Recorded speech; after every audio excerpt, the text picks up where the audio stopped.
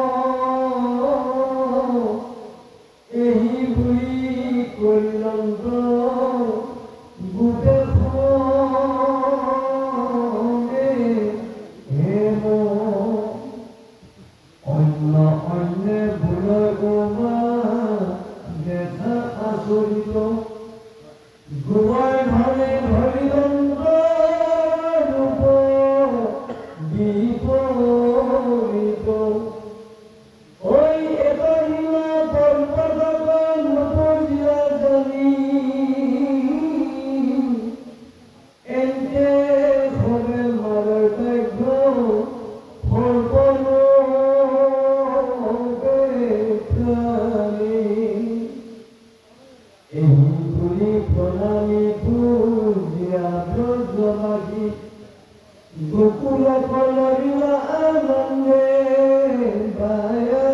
বাকি এই গোপীগণে গারা কৃষ্ণ চরিত্র ভয়লা কৃষ্ণে খরে খরে ব্রজত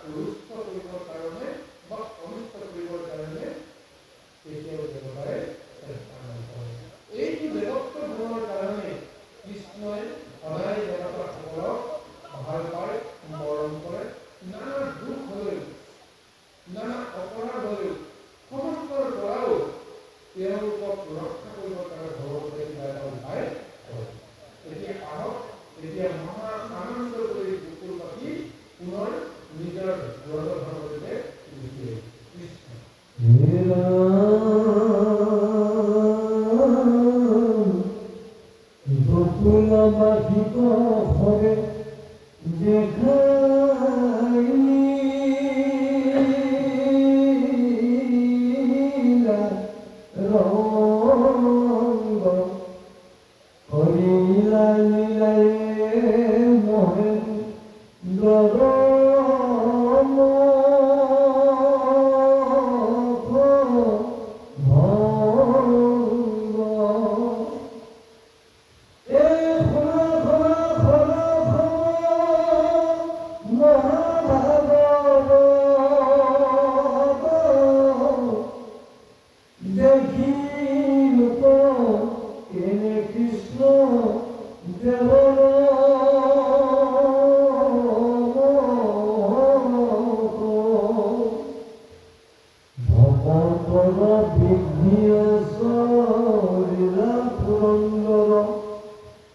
রাখিলন্ত কৃষ্ণ হাতে ধরিয়া মঙ্গল এরম ভগবত চরণ কিনু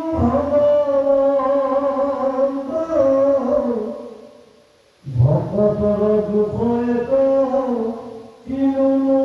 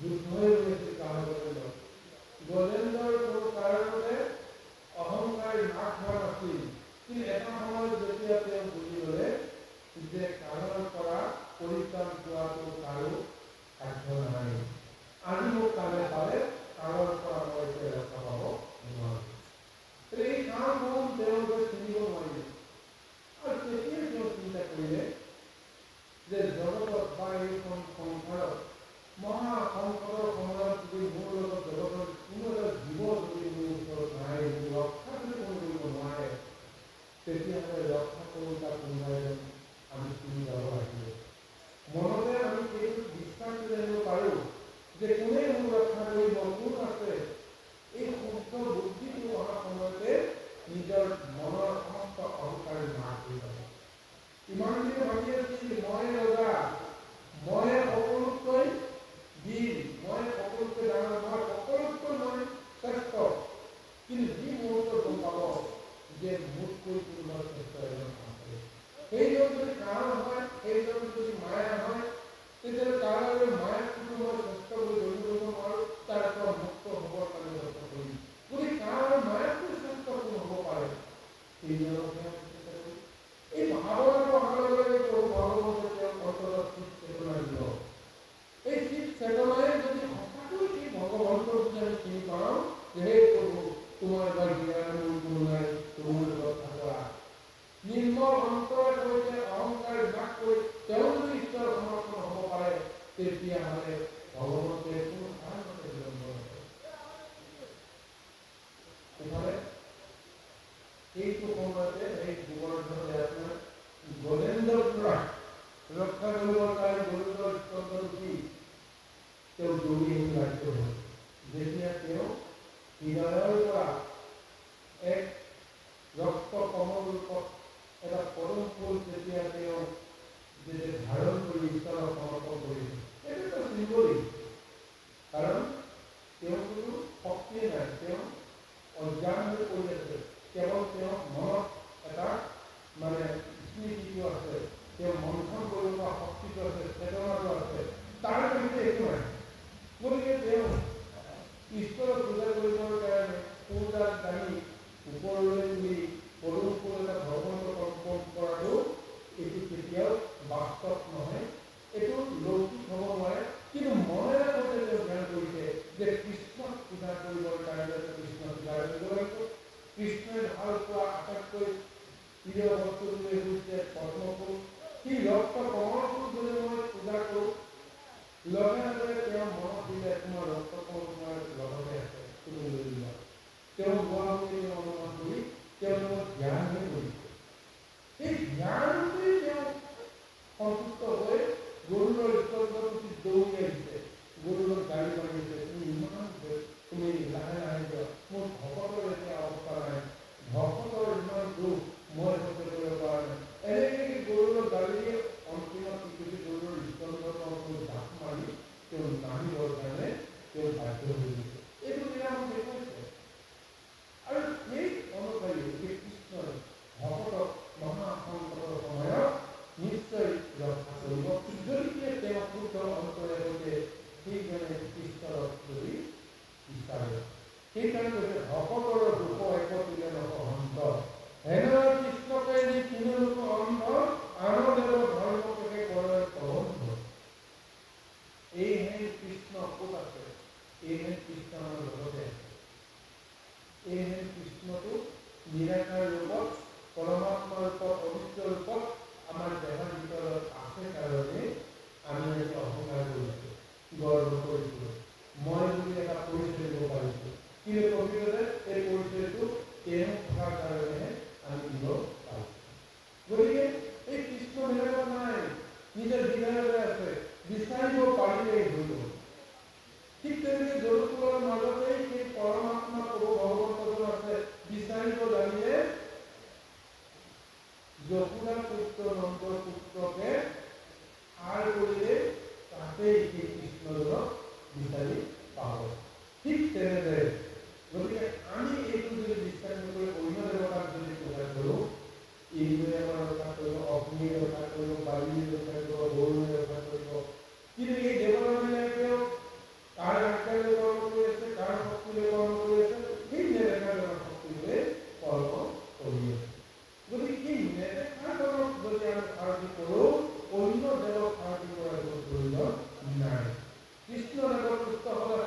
দেবপুত্র হলে বাধ্য থাকে। তবে এই মহাতত্ত্বটি আমরা মহাত্মা পরিচালনা করি।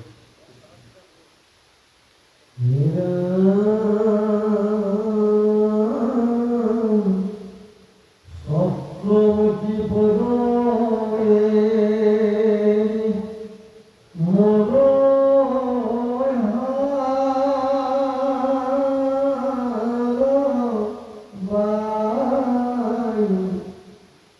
গঙ্গা জলই কাজ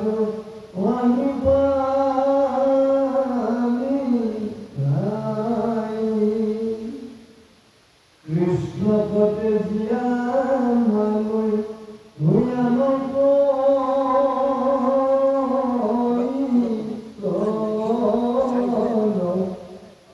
তাহার জানিবা কেহি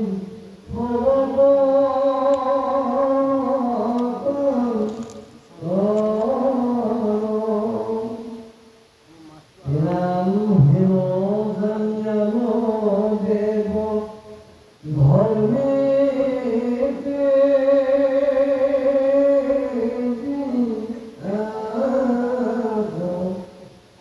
কৃষ্ণ শরণে করা পুজি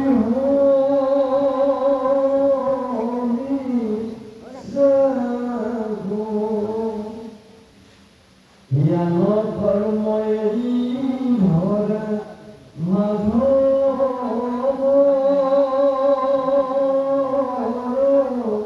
নাম পাপ প্রসার জাগি গুণা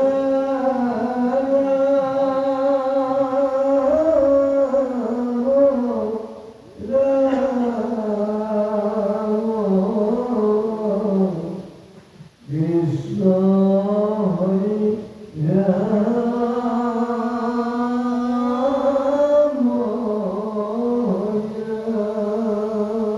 কৃষ্ণ আৰু এটা সুন্দৰ উদাহৰণ দিছে যে এইখন সংসাৰত অমৃত আৰু বিষ নামৰ দুটা মানে পদাৰ্থ আছে। এই দুটাৰ ভিতৰত যাক আমি আশ্ৰয় কৰোঁ তেওঁলোকে আমি ফল পাওঁ। অমৃত যদি আমি খাওঁ, অমৃত যদি আমি পান কৰোঁ, তেতিয়াহ'লে আমি অমৰত্ব হ'ব পাৰোঁ, অমৰ হৈ যাব পাৰোঁ, আমাক কৰি মাৰিব নোৱাৰোঁ। তাৰ পৰিৱৰ্তে যদি আমি বিষ খাওঁ বা গৰম খাওঁ, নিমিষতে আমি নিজকে নিজে আমি মাৰি পেলাব পাৰোঁ বা নাশ কৰিব পাৰোঁ। গতিকে আমি যদি এটা ৰোগত ৰোগাক্ৰান্ত হৈ আছোঁ, তেতিয়াহ'লে আমি মহৌষধি নামত আমি অমৃত বিচাৰোঁ। কিন্তু তাৰ পৰিৱৰ্তে যদি আমি বিষ খাই মৰোঁ, তেতিয়াহ'লে আমি সংসাৰতে জীৱন ধাৰণ কৰাৰ অৰ্থে অহাৰ কোনো উদ্দেশ্য নাথাকিব, সেই উদ্দেশ্য কেতিয়াও সফল নহয়। গতিকে আমাক কৈছে সেই অমৃতৰূপে আন কোনো নাই, স্বয়ং কৃষ্ণ প্ৰভু ভগৱন্ত আমাৰ দেহৰ ভিতৰতে। সেই অমৃতক আমি কেনেকৈ চিনি পাম? তেওঁৰ নামৰ জৰিয়তে, ৰসৰ জৰিয়তে সেই অমৃত আমি পান কৰিব পাৰোঁ। তেওঁৰ নাম যদি আমি ল'ব পাৰোঁ, তেতিয়াহ'লে আমি তেওঁৰ অমৃত আমি পান কৰাৰ সদৃশ এক মহা শক্তি আমি পাই যাব পাৰোঁ। কিন্তু তাকে নকৰি যদি আমি অন্য দেৱতাক যদি আশ্ৰয় কৰোঁ, অন্য দেৱতাক তুতি কৰোঁ, পূজা কৰোঁ, তেতিয়াহ'লে অমৃত এৰি সাৰ পানী বা ঘোলা পানী খাই আমি নিজৰ দেহ আৰু মন বিকাৰগ্ৰস্ত কৰি তোলা লাগিলে আমাৰ অন্য একো নাথাকিব। গতিকে কৃষ্ণক তেতিয়া মানুহে আগৰ ঈশ্বৰ তাহাৰ জানিবা এদিন হ'ব পতন্ত। আৰু এটা কথা, আমি সদায় বিষয়ীসকলে ৰজাৰ পৰা সকলো সদায় দেখোঁ, কিন্তু ৰজাৰ আসনখন পোৱাৰ ৰাস্তাটো তুমি পোৱাৰ পিছতো, সুযোগটো পোৱাৰ পিছতো যদিহে তুমি সেই আসনটো তুমি ত্যাগ কৰি তুমি সাধাৰণভাৱে হাল বাই খাবৰ কাৰণে যদি কষ্ট কৰা, তেতিয়াহ'লে তুমি আৰু কোনোদিন সুখী হ'ব নোৱাৰা। তথাপিও সেই জ্ঞানটো অৰ্জুনক দিছিল অৰ্জুন কৃষ্ণই, যে তুমি ক্ষত্ৰিয়, তুমি ৰজা, তুমি যুদ্ধ কৰিলে যদি কৌৰৱক যদি বধ কৰিব পাৰা, তেতিয়াহ'লে ৰজা হ'ব পাৰিবা। কিন্তু আজি তুমি কি কৰিছা? যে মই ভাতৃবধ নকৰো, বন্ধুবধ নকৰো, কুলবধ নকৰো, এইবুলি চিন্তা কৰাৰ পিছত তুমি কৈছা যে মই যুদ্ধ নকৰিলে এখন যুদ্ধ কেতিয়াও নহয়। মোৰ বাহিৰে এইখন যুদ্ধ জয় কৰিব শক্তি কাৰো নাই। মই যুদ্ধ নকৰিলে দাদা যুধিষ্ঠিৰে কোনো কাৰণতে যুদ্ধ কৰিবলৈ সাহস কৰিব নোৱাৰে। নিৰ্ণয় মই নহ'লে কোনো কৰ্ম তেওঁ সাধন কৰিব নোৱাৰে। গতিকে মই যুদ্ধ নকৰিলে এখন যুদ্ধ নহয়। এয়া তেওঁ নিৰ্ণয় অহংকাৰ কৰিলে। তেতিয়া কৃষ্ণই কৈছিল তোমাৰ সমান মহামূৰ্খ কোনো নাই। এতিয়া তুমি কৈ আছা প্ৰয়োজন হ'লে মোক মাৰক, প্ৰয়োজন হ'লে মই ৰাজপাত বাদ দি মই ভিক্ষা কৰি খাম। এয়া যে ৰাজপাত এৰি হাল বাই খেতি কৰি খোৱাৰ এটা সুখ পোৱাৰ ব্যৱস্থাটোৰ কাৰণত এতিয়া তেওঁ যে নিজক নিজে লৈ লৈ ভগৱতে কৈছে তোমাৰ সমান মহামূৰ্খ এই জগতত নাই। কিন্তু এই কৰ্মবিলাক কৰিবলৈ যাওঁতে কোনে কৰ্মখিনি কৰে সেইটো কথাহে তুমি আচলতে জ্ঞান দৃষ্টিৰে জনা উচিত। মই লগতে আছো বাসুদেৱ কৃষ্ণ, তথাপিও তুমি মোক সখী বুলি মানিছা, তথাপিও তুমি মোক তোমাৰ বোমাইৰ সন্তান বুলি তুমি মোক গণ্য কৰিছা। গতিকে তাৰ কাৰণতে আজি তোমাৰ এই অহংকাৰ। সেইকাৰণে কৈছে হেন জানি আন দেৱ ধৰ্ম দেৱী আহ কৃষ্ণৰ চৰণে কৰা পূৰ্ব বিশ্বাস। এটা সময়ত তুমি কৰিবলৈ বাধ্য হ'ল। বিশ্বৰূপটো যেতিয়া দেখুৱাই কৰে বা তেওঁক এই ধাৰণাটো দিলে তুমি মাৰিব নালাগে, মই মাৰিয়ে গৈছো, জীৱন্ততে মৰি আছে বহুত। তেতিয়া সেইসকলক তুমি চিনি পোৱা। কৰ্মৰ দুখৰ কাৰণে তেওঁ যে মৃত্যুটো তেওঁ জীৱন্ততে তেওঁ লাভ কৰি আছে এই কথাটো আমি জানিবলৈ প্ৰয়োজন আছে। জনসকলে জানি আছে ঘোৰ অপৰাধীসকলে, ঘোৰ অহংকাৰীসকলে কোনো কাৰণতে যে বেছি দিন জীয়াই থাকিব নোৱাৰে এই কথাটো সৎবুদ্ধি সম্পন্ন লোকসকলে জানে যে তেওঁ আৰু বেছি দিন আয়ুস নাই। তাৰমানে তেওঁ জীৱনতে মৰি আছে। সেই লোকটো দেখুৱাই কৈছে যে হে অৰ্জুন তুমি চোৱা মই বিশ্বৰ ৰূপত কি দেখিলা, যে কৌৰৱ, পাণ্ডৱ আৰু বাকী অন্যান্য সমস্ত যি নাৰায়ণী সেনাক উদ্দেশ্য কৰি 18 সেনা সমস্তবিলাকে সমদল কৰি দৌৰি দৌৰি আহিছে ক'ত মোৰ মুখৰ গৰ্ভৰ বাবে। মই চুবাই চুবাই সেইসকলক মই দিছোঁ, দাঁতৰ চেপত মই সোমোৱাই ৰাখিছোঁ বহুতকে। তাৰ ভিতৰত চিনি পাইছে ভীষ্ম, দ্ৰোণ, কৰ্ণ ইত্যাদি ইত্যাদি এই সমস্তবিলাকক তেওঁ মানে নাকি কৰি দিছে। তেতিয়াহে তেওঁ মনৰ ওপৰত আহিল যে সঁচাকৈ এইজনৰ বাক্য অনাদৰ কৰাটো মোৰ কাৰণে অসম্ভৱ। গতিকে তেওঁ যি কৰে তেওঁ মতে সন্মতি হ'ব। তেওঁ মাৰি গৈছে, গতিকে মই কেৱল চুই দিলেই হ'ল। তেওঁ নিজে মাৰা দৰ্শনটো জগতত দেখুৱাব বিচৰা নাই। জনাসকলে জানি আছে, বুজাসকলে বুজি আছে। গতিকে এই তত্ত্ব জ্ঞানটো আজি আমি আত্ম উপলব্ধি কৰিবলৈ পাৰোঁ যে কৰ্ম দুখৰ পৰা আমি মুক্ত হোৱাৰ এটাই মূল ব্যৱস্থা বা ৰাস্তা, সেইটো হৈছে আমি যি কৰ্ম কৰোঁ কিয় কৃষ্ণক ধ্যান কৰি কৃষ্ণক সমৰ্পণ কৰিয়ে আমি যদি কৰ্ম কৰোঁ কোনো দিন আমি কৰ্ম দুখত নকৰোঁ। ই দুখ হওক, সুখ হওক, ভাল হওক, বেয়া হওক, কৃষ্ণই সমস্ত ব্যৱস্থাৰে আমাক কৃপা কৰিব